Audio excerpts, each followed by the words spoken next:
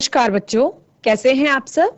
आशा करती हूँ आप सभी अच्छे होंगे, स्वस्थ होंगे, खुश होंगे और अपनी पढ़ाई भी अच्छे से कर रहे होंगे। तो जैसा कि आप सभी जानते हैं, मैं हूँ आपकी हिंदी की अध्यापिका और मैं स्वागत करती हूँ आप सभी का आईसीटी वर्चुअल क्लासरूम में। और आज यहाँ पर हम एकत्रित हुए हैं पढ़ने के लिए क्लास 6 की हिंदी।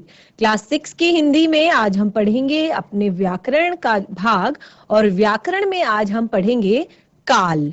ठीक है, हमने हिंदी व्याकरण में, आप सभी को पता है, हमने हिंदी व्याकरण में शुरू से सबसे पहले हमने भाषा के बारे में पढ़ा था, उसके बाद हमने संज्ञा के बारे में, सर्वनाम के बारे में, विशेषण के बारे में, और उसके बाद हमने अविकारी शब्द जो है पढ़े थे। तो आज हम पढ़ेंगे काल। सभी बच्चे हिंदी व्याकरण की कॉपी निकालेंगे। अगर आपके पास कॉपी नहीं है तो आप रफ कॉपी में भी नोट डाउन कर सकते हैं, लेकिन सारी चीजें आपको लिखनी है, क्योंकि व्याकरण में कभी भी आप केवल सुन के चीजों को नहीं समझ पाते हैं, आपको कॉपी में भी उन्हें लिखना पड़ता है। तो सभी बच्चे बिल्कुल अपनी कॉपी, पेन, पेंसिल लेकर रेडी हो जाइए और ध्यान पूर्वक अपने टीवी स्क्रीन की तरफ देखेंगे। मैं आपको जो भी यहाँ से पढ़ाऊंगी, फिर हम आपस में प्रश्नोत्तर भी करेंगे। तो जिस बच्चे को आएगा वो अपना हैंड रेज करेगा और फिर हम अपनी क्लास में डिस्कशन भी करेंगे। तो शुरू करते हैं आज का सेशन। कॉपी, पेन, पेंसिल लेकर तैयार हो जाइए, चलते हैं स्मार्ट बोर्ड की तरफ। काल, और इंग्लिश में क्या कहते हैं काल को? आपकी इंग्लिश में आपने पढ़े होंगे टेंसेस या टेंस। ठीक है, तो हम आज पढ़ेंगे काल। आपने काल शब्द जो है पहले भी सुना होगा, टेंस शब्द आपने पहले भी अपना हिंदी व्याकरण में या इंग्लिश ग्रामर में सुना होगा। तो देखिए क्या होता है, क्रिया के जिस रूप से हमें ये पता चलता है कि क्रिया किस समय पर हुई है। ठीक है, क्रिया के जिस रूप से हमें यह पता चलता है कि क्रिया किस समय पर हुई है। तो यहाँ पर काल से क्या अर्थ निकल रहा है? काल से अर्थ निकल रहा है आपका समय। ठीक है, तो क्रिया के जिस रूप से हमें यह पता चलता है कि वह किस समय पर हुई है, उसे हम कहते हैं, उसे हम काल कहते हैं। बहुत ज्यादा टफ नहीं है, लेकिन आप समझने का प्रयास कीजिए। आप हिंदी में, इंग्लिश में आपने टेंसेस पढ़े होंगे, आप पढ़ रहे होंगे टेंसेस। तो जब आप इसको एक बार हिंदी में पढ़ेंगे तो आपको ये बहुत अच्छे से समझ में चीजें आ जाएंगी। देखिए, मैं यहाँ पर कुछ वाक्य लिखूंगी, उसमें आपको अंतर करना है और इससे आपको पता चल जाएगा कि काल किस तरह से हमें बताता है कि क्रिया किस समय पर हुई है। देखिए, कल दशहरा था, लड़का भोजन करता है,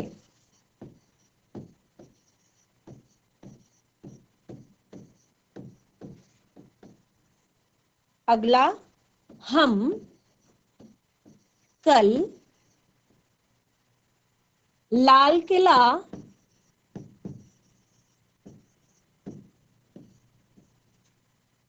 देखने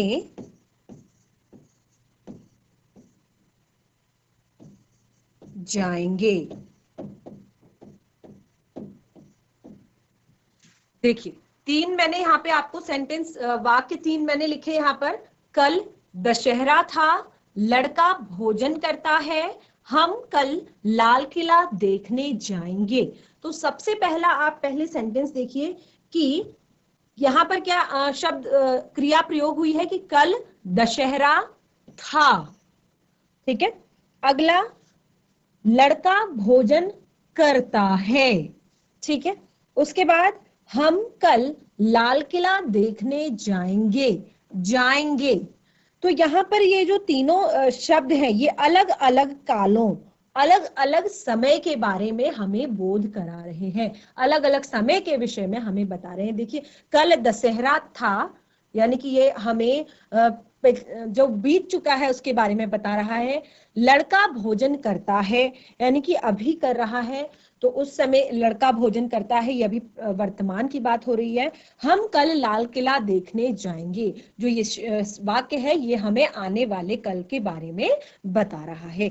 तो इस तरह यहाँ पर हमें देखिए, यहाँ पर क्या होता है कि इससे ये जो सारे तीनों जो शब्द हैं ये कार्य के पूर्ण हो जाने और अभी जारी रहने और आने वाले समय में संपूर्ण होने का हमें बोध करा रहे हैं। तीनों सेंटेंस, तीनों वाक्य आप देख रहे हैं। एक हमें बता रहा है कि कार्य पूर्ण हो चुका है, एक हमें बता रहा है कि कार्य अभी जारी है, एक हमें बता रहा है कि कार्य जो है वो आने वाले समय में पूरा होगा या आने वाले समय में संपन्न होगा।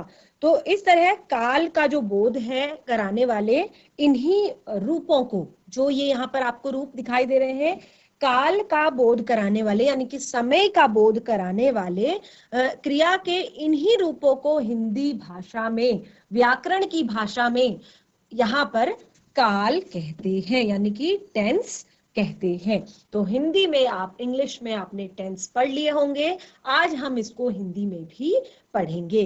तो बिल्कुल कंफर्म हुआ कि क्रिया के जिस रूप से उसके करने या होने का पता, होने के समय का पता चलता है उसे हम काल कहते हैं। तो इसको हम बिल्कुल इसी तरह से परिभाषित करेंगे। सबसे पहले हम काल की परिभाषा लिखेंगे अपनी कॉपी में। क्या समझा हमने? परिभाषा किस तरह से बनाएंगे कि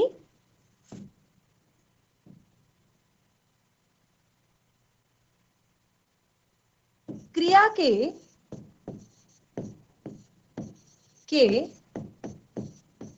जिस रूप से उसके करने या होने के समय का पता चलता है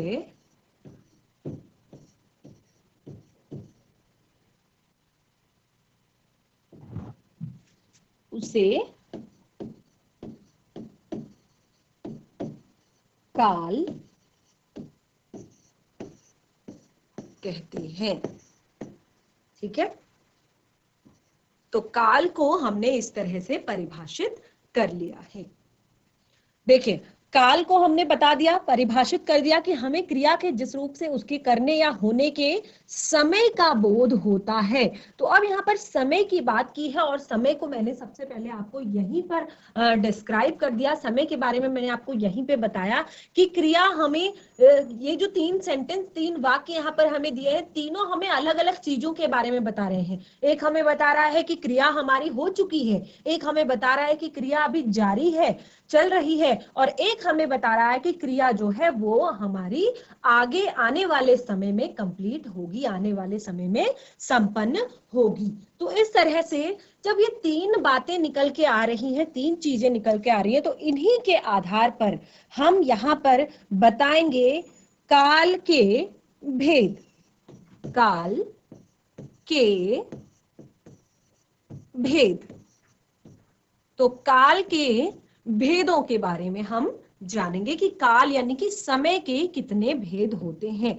तो इसको हम समझ चुके हैं पहले ही, तो अब हम इसके भेदों के बारे में जानेंगे। तो यहाँ पर काल के, आपको जब तीन टाइप से हमने वाक्य लिखे, तीन तरह से हमने वाक्य लिखे और तीनों में हमें अलग अलग चीजें पता चल रही है, तो इससे हमें पता चलता है कि काल के तीन भेद होते हैं। कौन कौन से तीन भेद होते हैं? भूतकाल,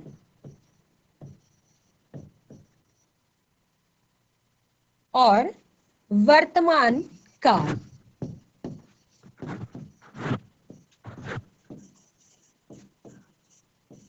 अगला है भविष्यत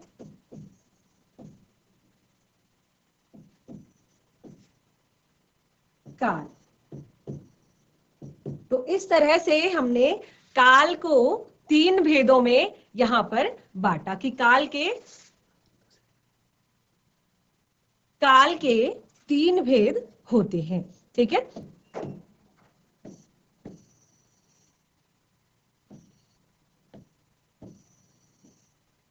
यहां से आप बिल्कुल अपनी कॉपी में इस तरह से हेडिंग डालेंगे और इस तरह से इसको लिखेंगे। तो काल के 3 भेद हमें पता चले, पहले हमने परिभाषा उसकी लिखी और उसी के आधार पर हमने माना कि काल के यहाँ पर 3 भेद होते हैं। सबसे पहले भूतकाल, उसके बाद वर्तमान काल और फिर भविष्यत काल। अब सबसे पहले हम तीनों शब्दों को समझेंगे, उसके बाद हम इसको और अच्छे से पढ़ेंगे। तो सबसे पहले हम समझते हैं भूतकाल। क्या होता है भूतकाल? भूत क्या होता है? भूत यानी कि क्या? भूत का अर्थ है बीता हुआ, जो बीत चुका है। देखिए, आप भूत का मतलब वो वाला भूत मत समझिए जो आपको डराता है ना। यहाँ पर भूत का अर्थ है बीता हुआ। आपको भूत के नाम से डर लगता है, लेकिन भूत का अर्थ होता है बीता हुआ, जो कि बीत चुका है, समाप्त हो चुका है, संपूर्ण हो चुका है। तो भूतकाल यानी कि यहाँ पर कार्य के पूरा हो जाने की बात हमेशा होती है। भूतकाल में हम कार्य के कंप्लीट हो जाने की, पूर्ण हो जाने की बात करते हैं। अगला है वर्तमान। वर्तमान यानी कि जो अभी हमारा चल रहा है, वर्तमान समय में जो अभी क्रिया जो है अभी हो रही है, कार्य अभी हो रहा है। जैसे बच्चे पढ़ रहे हैं, आप लोगों के बारे में, बच्चे पढ़ रहे हैं, तो क्रिया अभी चल रही है, वर्तमान समय में हो रही है। तो बच्चे पढ़ रहे हैं, ये आपका वर्तमान काल में आएगा, यानी कि आज जो क्रिया हो रही है, अभी जो क्रिया हो रही है, क्रिया जारी है। और इसमें क्रिया सुबह से हो रही है, शाम तक हो रही है, वो अभी इसमें हम अलग से पढ़ेंगे। लेकिन क्रिया हो रही है, यानी कि वर्तमान समय में क्रिया अभी चल रही है, तो इसे हम वर्तमान काल कहेंगे। अगला भविष्यत काल, यानी कि भविष्य, आने वाला समय। भविष्य को हम क्या कहेंगे? आने वाला समय। तो भविष्यत काल में हम उस क्रिया को रखते हैं, उस क्रिया के बारे में बात करते हैं जो कि आने वाले समय में पूर्ण होने वाली है, या आने वाले समय में संपूर्ण होने वाली है, संपन्न होने वाली है। जैसे कि सबसे पहले मैंने आपको एग्जाम्पल बताया था, हम कल लाल किला देखने जाएंगे। तो हम कल जाएंगे, यहाँ पर दो, आप देखिए, 2 कल शब्दों का प्रयोग हुआ है। ठीक है, लेकिन दोनों अलग अलग हैं। यहाँ पर कल दशहरा था और यहाँ पर हम कल लाल किला देखने जाएंगे, यानी कि एक कल जो है वो आपका भूतकाल का है, यानी कि जब क्रिया समाप्त हो गई है, क्रिया संपूर्ण हो गई है। और एक कल जो है वो आपके आने वाले समय के लिए है, जब आपकी क्रिया होने वाली है, यानी कि अभी शुरू नहीं हुई है, होगी आने वाले समय में। तो इस तरह अब हम तीनों को अलग अलग पढ़ेंगे। सबसे पहले हम पढ़ेंगे भूतकाल के बारे में। तो अपनी कॉपी में बिल्कुल इसके बाद इसी तरह हेडिंग डालेंगे, सबसे पहले भूतकाल।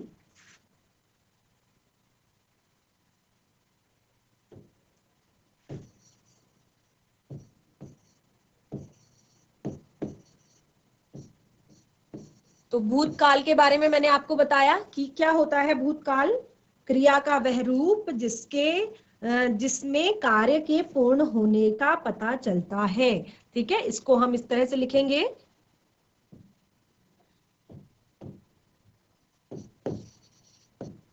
क्रिया का वह रूप जिससे कार्य के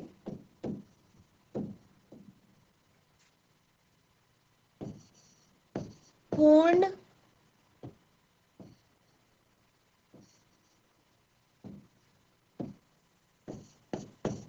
के पूर्ण होने का पता चलता है, उसे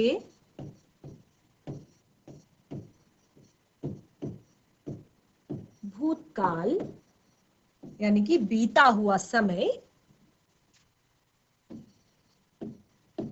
कहते हैं, भूतकाल कहते हैं।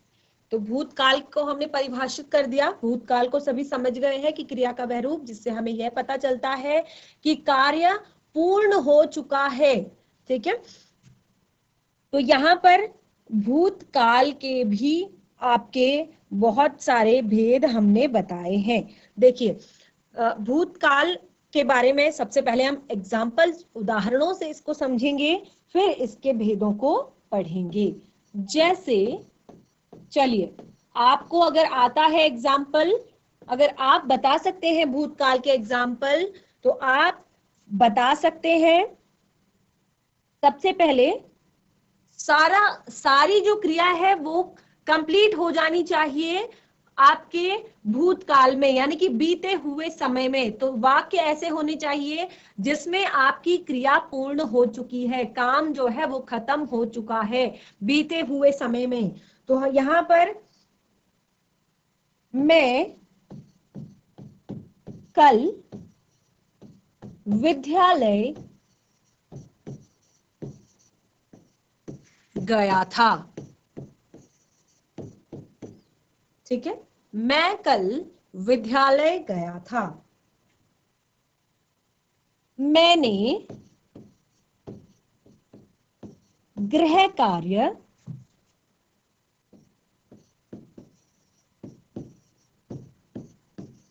कर लिया।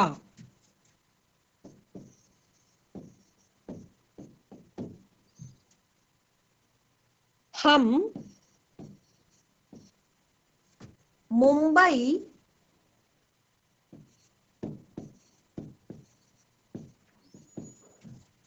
घूमने गए थे।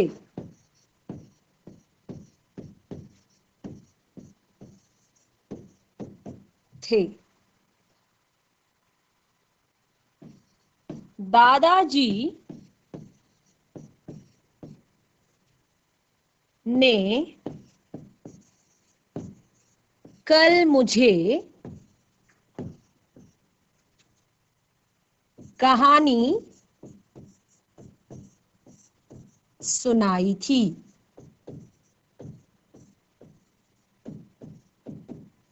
तो यहां पर हमने 4 अलग अलग वाक्य लिखे हैं और आप देख रहे हैं चारों में क्रिया जो है वो पूर्ण हो चुकी है, यानी कि काम जो है वो समाप्त हो गया है बीते हुए समय में। मैं कल विद्यालय गया था, यानी कि यहाँ पर भूतकाल के बारे में हम पढ़ रहे हैं, तो सारी जिससे हमें पता चलेगा कि क्रिया जो है वो कार्य जो है वो पूर्ण हो चुका है बीते हुए समय में। तो मैं कल विद्यालय गया था। गया था, ये जो शब्द है ये हमें बता रहा है कि कल विद्यालय गया था, यानी कि कार्य जो है खत्म हो गया है, संपूर्ण हो गया है। मैंने गृह कार्य कर लिया, तो कर लिया शब्द जो है वो भी हमें कार्य के पूर्ण होने के विषय में बोध करा रहा है। हम कल मुंबई घूमने गए थे। गए थे यानी कि हम गए थे मुंबई घूमने। दादाजी ने कल मुझे कहानी सुनाई थी। सुनाई थी, तो सारे जो यहाँ पर जो सारे शब्द हैं, सारे वाक्य हैं, इनमें हमें बिल्कुल साफ साफ पता चल रहा है कि कार्य जो है वो पूर्ण हो चुका है, क्रिया जो है वो समाप्त हो गई है बीते हुए समय में। तो इस तरह भूतकाल के हमने कुछ एग्जाम्पल, कुछ उदाहरण यहाँ पर बताए हैं। चलिए आगे बढ़ते हैं। अगर आप कॉपी में नोट डाउन इसे कर रहे हैं तो इसको फटाफट नोट डाउन करिए। कॉपी में नोट डाउन कर रहे हैं तो एक बार हैंड रेस कर दीजिए।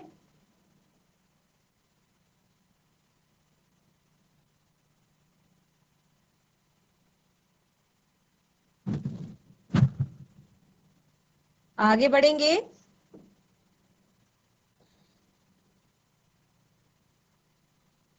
हम पढ़ेंगे भूतकाल के भेद।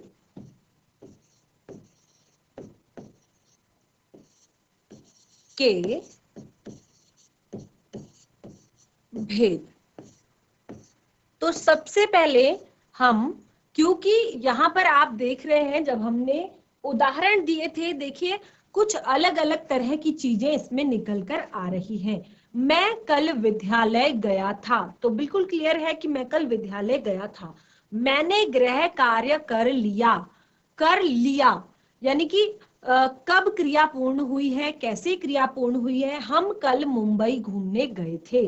तो इस तरह यहाँ पर जो आप यहाँ पर वाक्य देख रहे हैं, इसमें कुछ अलग अलग तरह की चीजें निकल कर आ रही हैं और उसी के आधार पर हमने भूतकाल के यहाँ पर कुछ भेद बताए हैं जो हमें स्पष्ट कराते हैं कि क्रिया को पूर्ण हुए कितना समय हुआ है, क्रिया कब कंप्लीट हुई थी, क्रिया कितने समय में पूरी हुई थी। तो इस तरह की बहुत सारी चीजें हैं जिससे जो हम भूतकाल के भेदों के द्वारा समझेंगे। तो भूतकाल के यहाँ पर हमें 6 भेद दिए गए हैं। हम इन्हें उपभेद भी कह सकते हैं क्योंकि हम काल के भेद पढ़ रहे हैं। तो काल के भेदों में आप कंफ्यूज ना हो, इसके लिए हम इसको उपभेद भी कह सकते हैं। तो भूतकाल के भेद, जैसे कि मैंने आपको बताया 6 हमने भेद यहाँ पर बताए। सबसे पहले सामान्य भूतकाल, सामान्य भूतकाल। नंबर 2 आसन्न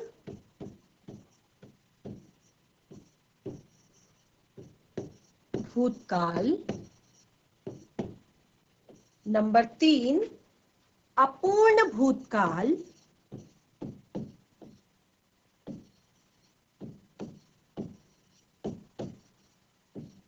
नंबर 4 हेतु हेतुमद भूतकाल। आगे बढ़ेंगे, पूर्ण भूतकाल, संदिग्ध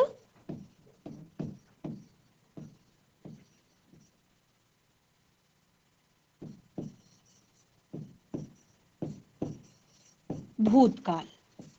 तो ये हमने लिखे अपने भूतकाल के जो भेद है। भूतकाल के भेदों के बारे में मैंने यहाँ पे लिखा कि इसको हमने 6 भेदों में बांटा है। सबसे पहले सामान्य भूतकाल, आसन्न भूतकाल, अपूर्ण भूतकाल, हेतु मद भूतकाल, पूर्ण भूतकाल और संदिग्ध भूतकाल। आप इसको बिल्कुल इसी तरह कॉपी में लिखिए, उसके बाद हम इनको सबको अलग अलग करके एक्सप्लेन करके पढ़ेंगे।